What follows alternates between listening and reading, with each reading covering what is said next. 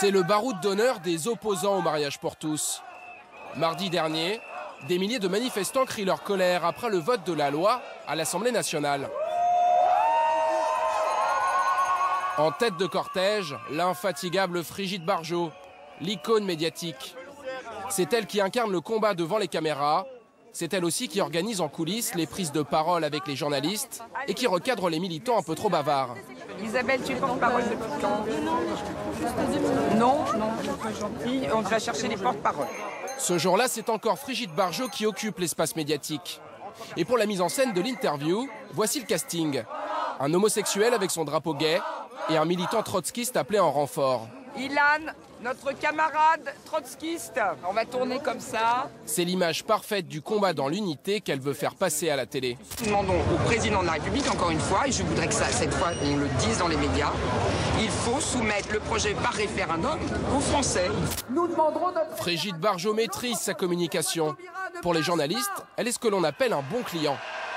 C'est quelqu'un qui a toujours connu les plateaux télé aussi, donc elle sait très bien aussi comment parler à une caméra et comment parler. Maintenant, c'est pas pour ça qu'on va la chercher forcément. On fait juste en sorte que sa voix ne soit pas ignorée parce qu'elle représente quand même quelqu'un et du monde dans cette manifestation.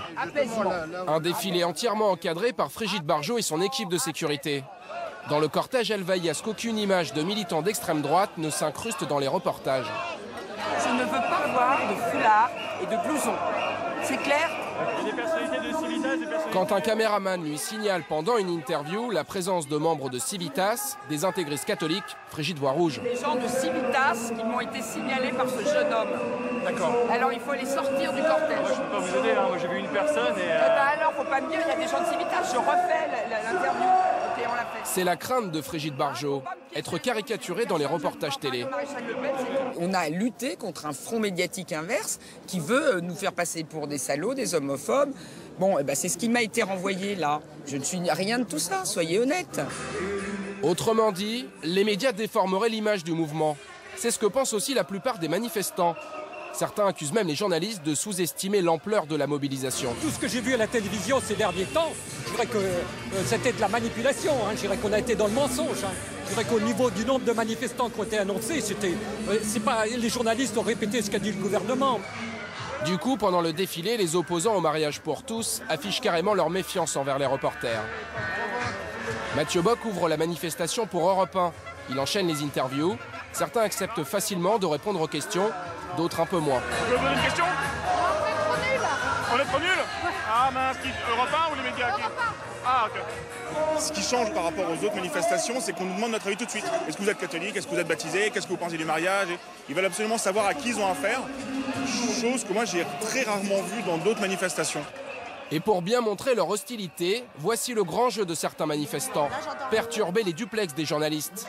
Il est 9h30, Noémie Lefebvre-Marek tente de prendre l'antenne sur LCI. Quelle est l'ambiance ce soir? Bien l'ambiance, je pense que vous allez le découvrir comme moi. Il y a beaucoup d'ambiance.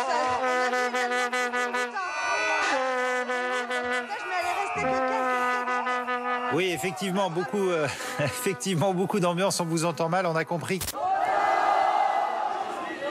Mais ce que ne sait pas encore le présentateur, c'est que l'ambiance va très vite se dégrader. Vers 22h30, soit 1 heure après la fin officielle du défilé, près de 200 militants d'ultra-droite s'infiltrent sur l'esplanade des Invalides. Ces extrémistes prennent rapidement pour cible les caméramans, frappés à coups de pied par des individus au visage masqué.